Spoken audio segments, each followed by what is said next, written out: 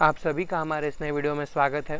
जैसा कि आप जानते हैं, आज के समय में इंश्योरेंस जो बहुत ज़रूरी है, तो इसी बात को ध्यान में रखते हुए आज के इस वीडियो में हम बताएंगे कि आप अपने 3 व्हीलर यानी कि आपकी ई रिक्शा का इंश्योरेंस घर बैठे खुद से कैसे कर सकते हैं, वो भी ऑनलाइन। तो चलिए बिना कोई देर किए हुए हम इस वीडियो को स्टार्ट करते हैं। सो हेलो एवरीवन, मेरा नाम है अनिकेत लाड से और आप देख रहे हैं आशा ऑनलाइन सोल्यूशंस। जैसा कि आप देख सकते हैं, आपके सामने एक वीडियो दिखाई दे रही है। मान लीजिए यह वह वीडियो जो भी आप हमारी देख रहे हैं। आपको क्या करना है, सिंपल से इसके कमेंट सेक्शन में आ जाना है और यहाँ पे ना हमारे द्वारा एक लिंक दी हुई है, ई रिक्शा कमर्शियल इंश्योरेंस करके। आपको क्या करना है, इस लिंक पे क्लिक कर देना है। जैसे आप इस लिंक पे क्लिक कर देते हैं, कुछ इस तरह का इंटरफेस आपको यहाँ पे देखने को मिल जाता है।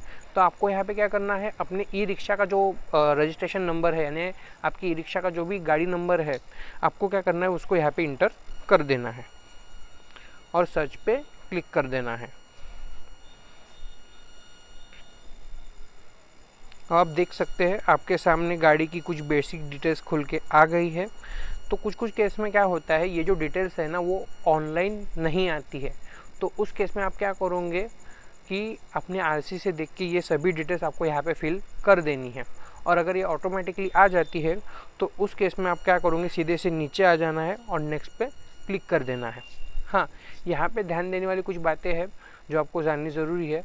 क्या है कि कुछ लोग क्या करते हैं, यहाँ पे देख के ना गूगल पे सर्च करने चले जाते हैं। यहाँ पे वीडियो देख के आप गूगल पे सर्च करने चले जाते हैं, तो उसमें क्या होता है, वहाँ पे आपको बहुत सारी दिक्कतों का सामना करना पड़ सकता है। जैसे क्या, पहला तो है कि जैसे आप पॉलिसी लेते हैं तो उसमें क्या होता है कि आपकी जो प्रोसेस है ना, वो प्रीमियम पहले ही ले जाती है, मतलब पहले ही काट ली जाती है और बाद में केवाईसी होती है। तो उस केस में क्या होता है, कभी कभी केवाईसी जो है वो पूरी तरह से सक्सेसफुल नहीं हो पाती है या अपलोड नहीं हो पाती है, तो उस समय आप परेशान हो जाते हो। दूसरा क्या है कि अगर आपकी पॉलिसी पूरी तरह से इशू हो जाती है तो कभी कभी क्या होता है, वहाँ पे डाउनलोड करने का ऑप्शन ही नहीं आता है, आपकी पॉलिसी डाउनलोड ही नहीं हो पाती है, कभी कभी लिंक ही नहीं आती है। या तीसरा ये कि कभी कभी क्या होता है, पॉलिसी इशू तो हो जाती है पर वह एम परिवहन पे अपडेट नहीं होती है। तो उस केस में भी आप परेशान हो जाते हो कि अब तक हमारी अपडेट क्यों नहीं हुई है। तो अगर आप इस लिंक से कराते हो तो उसमें क्या होगा कि आपकी जो केवाईसी है ना वो पहले होंगी, मतलब जो पूरी प्रोसेस है ए से लेके जेड तक वो पूरी प्रोसेस आपकी पहले होंगी, उसी के बाद में आपका प्रीमियम मांगा जाएगा। और दूसरा क्या है, जो केवाईसी करने में अगर कोई दिक्कत आती है या कुछ भी ऐसी प्रॉब्लम आती है तो आप मुझे स्क्रीन पे दिए हुए नंबर पे कॉल कर सकते हैं, मैं आपकी हेल्प ज़रूर करूँगा। और तीसरा ये है कि अगर एम परिवहन पे भी अपडेट नहीं होती है तो उस केस में भी आप मुझे कॉल कर सकते हैं, मैं आपकी हेल्प ज़रूर कर दूँगा। मान लीजिए ओवरऑल जो भी डाउट है आप मुझे कॉल करके पूछ सकते हैं। तो चलिए आगे बढ़ते हैं। तो क्या करना है, अगर ये ऑटोमेटिक आ जाती है तो आपको सिंपल से ये ऐसे ही रहने देना है और नेक्स्ट पे क्लिक कर देना है। अब आप देख सकते हैं यहाँ पे आपको प्लान पूछा जा रहा है कि आप कौन सा प्लान कराना चाहते हैं, थर्ड पार्टी या कंप्रहेंसिव। तो थर्ड पार्टी में क्या होता है, अगर सामने वाली पार्टी को अगर हमारी गाड़ी द्वारा टक्कर लग जाती है, टूट फूट हो जाती है, नुकसान हो जाता है, तो उसकी भरपाई हमें इंश्योरेंस कंपनी देती है। और साथ ही साथ यह पुलिस के चालान से बचने के लिए भी आपका थर्ड पार्टी का इंश्योरेंस कम से कम होना चाहिए। और बात करें कंप्रहेंसिव की, तो कंप्रहेंसिव में सामने वाली पार्टी को कोई नुकसान होता है, टूट फूट होती है, तो उसकी भरपाई तो मिलती ही है, पर साथ ही साथ अगर हमारी गाड़ी को भी कोई नुकसान हो जाता है, टूट फूट हो जाती है, तो उसकी भी भरपाई हमें इंश्योरेंस कंपनी देती है। हाँ, अगर आप दोनों चाहते हैं, सामने वाली की और खुद की भी, तो उस केस में आप कंप्रहेंसिव चूज़ करोगे। और अगर हमें सिंगल ही चाहिए सामने वाली पार्टी का, तो आप थर्ड पार्टी पे रहने देंगे। तो जैसा देख सकते हैं यहाँ पे जो ब्लू डॉट दिया हुआ है, अगर आप कंप्रहेंसिव कराना चाहते हैं इस ब्लू डॉट को कंप्रहेंसिव की तरफ कर दोगे, और अगर आप थर्ड पार्टी करना चाहते हैं तो इसको थर्ड पार्टी पे कर दोगे। अब नीचे देख सकते हैं यहाँ पे ना पुरानी पॉलिसी की डिटेल्स मांगी जा रही है। अगर आपके पास यह डिटेल्स है तो आप फिल कर देंगे। यहाँ पे आपको पूछा जा रहा है कि प्लान कौन सा किया है आपने पुराना, और आपकी जो पॉलिसी वो कब एक्सपायर हुई थी, आपने कौन सी कंपनी से कराई थी, ये आपको यहाँ पे इंटर करना होता है। और अगर नहीं पता है तो ये जो येस वाला डॉट है, आप इसको नो पे कर दोगे तो देख सकते हैं यहाँ से वो ऑप्शन हट गया है और सीधे से नीचे आ जाना है और व्यू कोड्स पे क्लिक कर देना है। अब आप देख सकते हैं आपके सामने जो है कंपनियों के सभी प्लान खुल के आ गए हैं।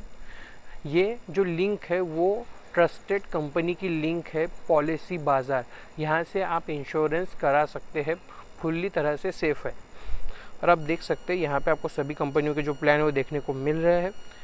हाँ, यहाँ पे जानने वाली बात यह है कि आप नीचे देख सकते हैं यहाँ पे एड ऑन दिया है।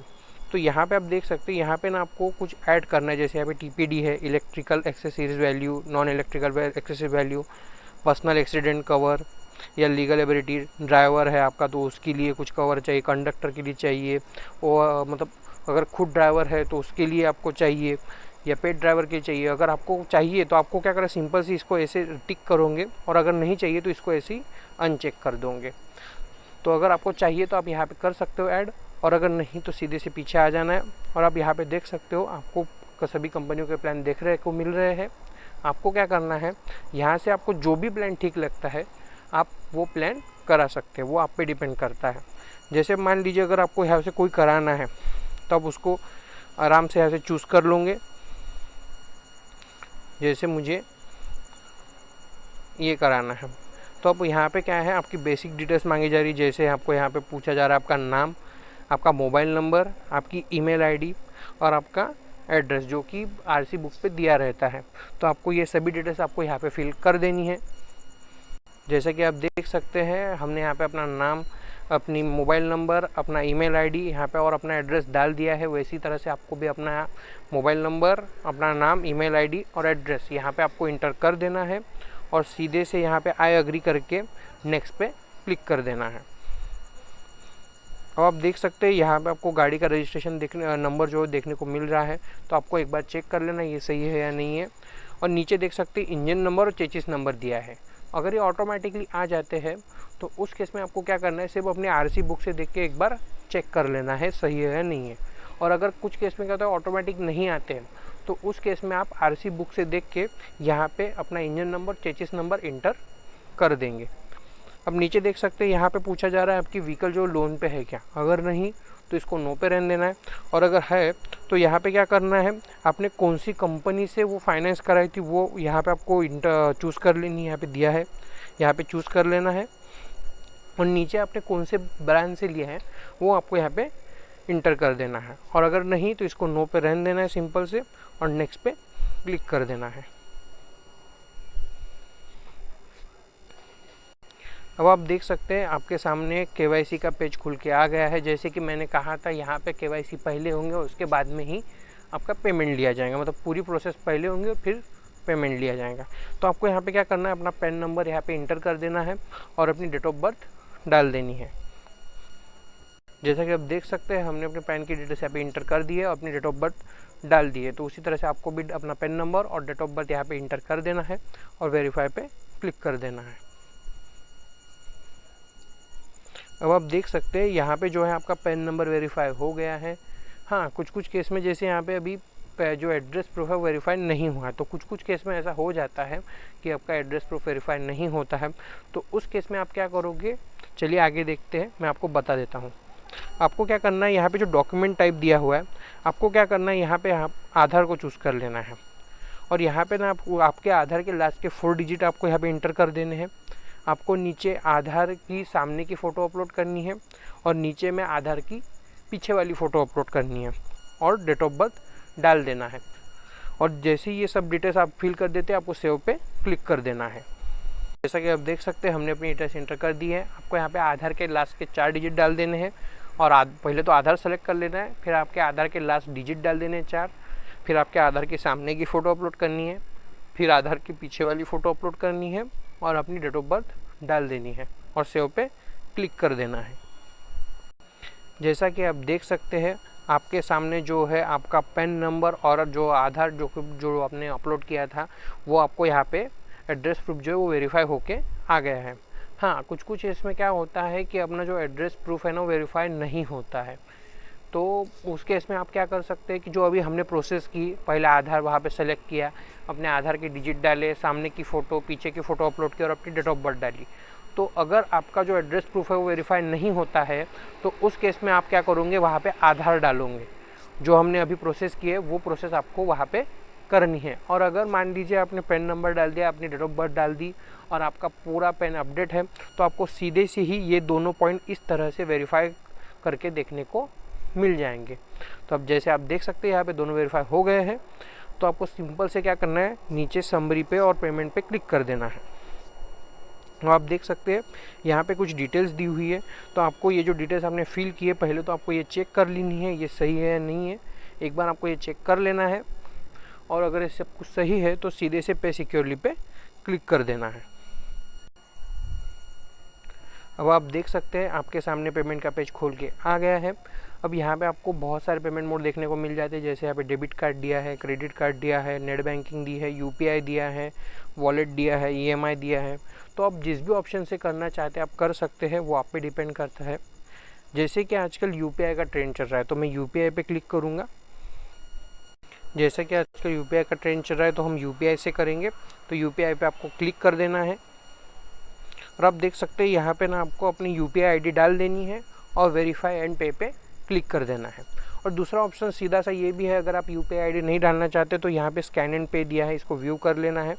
तो आप देख सकते हैं आपके सामने स्कैनर आ गया है। तो आपको क्या करना है, आपकी यूपीआई जो भी आईडी है उस पर आपको इसका स्क्रीनशॉट ले लेना है और वहाँ जाके इसको स्कैन करके इस कोड को आपको पॉलिसी बाज़ार को पे कर देना है। तो इस पेज को मतलब बैक नहीं करना है, ऐसे ही रहने देना है। कुछ समय बाद ये रिफ़्रेश होगा। जैसे अब इस मेथड से नहीं करना चाहते तो चलो यूपीआई आईडी के देखते हैं। तो यहाँ पे क्या करना है, आपको अपनी यूपीआई आईडी इंटर कर देनी है। आप देख सकते हैं हमने अभी यूपीआई आईडी इंटर कर दी है। आपको क्या करना है, वेरीफाई एंड पे पे क्लिक कर देना है। तो इस तरह का इंटरफेस आपको देखने को मिल जाता है। तो आपको यहाँ पे क्या है, आपकी यूपीआई ऐप पे और आपको एक मैसेज आएगा जो कि नोटिफिकेशन होंगे आपको। आप देख सकते हैं अभी नोटिफिकेशन आएगा आपको, एक तो आपकी यूपीआई ऐप पे आएगा और दूसरा आपको एक मैसेज भी आ जाएगा। जैसे देख सकते हैं मुझे यूपीआई ऐप पे अपने आ गया है। तो आप सिंपल से इस पर क्लिक कर दोगे, जैसे आपको भी आएगा तो आप उस पर नोटिफिकेशन पे क्लिक कर दोगे। अब आप देख सकते हैं आपको policybazaar.com को यहाँ पे साफ साफ लिखा हुआ है, ये किसी व्यक्ति को नहीं जा रहा है। आपको यहाँ पे साफ साफ देखने को मिल रहा है policybazaar.com को आपको पे करना होता है। तो आप सिंपल से इसको पे पे क्लिक कर दोगे और अपनी पॉलिसी को पे करके, मतलब यहाँ पे प्रोसीड टू पे पे क्लिक करके अपनी पॉलिसी की जो प्रीमियम है वो पे कर दोगे। जैसे ही आप ये पॉलिसी की पेमेंट मतलब पे कर देते हो तो कुछ समय बाद आपको इस तरह से बैक करके उसी पेज पे वापस आ जाना है और इसको ऐसे ही रहने देना है, क्योंकि कुछ समय बाद ये रिफ़्रेश हो जाएगा। जैसे ही ये पेज रिफ़्रेश हो जाएगा कुछ इस तरह का इंटरफेस आपको यहाँ पे देखने को मिल जाएगा। अब आप यहाँ पे देख सकते हैं, यहाँ पे कहा गया है कि आपकी जो पॉलिसी है वो बुक हो चुकी है। आपको यहाँ पे आपके पॉलिसी का नाम देखने को मिल जाएगा कि आपने कौन सी इसकी पॉलिसी कराई है, और डाउनलोड पॉलिसी का ऑप्शन भी आपको नीचे देखने को मिल जाएगा। तो आपको यहाँ पे क्या करना है, डाउनलोड पॉलिसी पे क्लिक करके अपनी पॉलिसी डाउनलोड कर लेना है। हाँ, अगर कोई भी दिक्कत आती है तो आप मुझे दिए हुए नंबर पे कॉल कर सकते हैं, मैं ज़रूर आपकी हेल्प करूँगा। तो आज ही अपनी पॉलिसी को बुक करें। Thank you.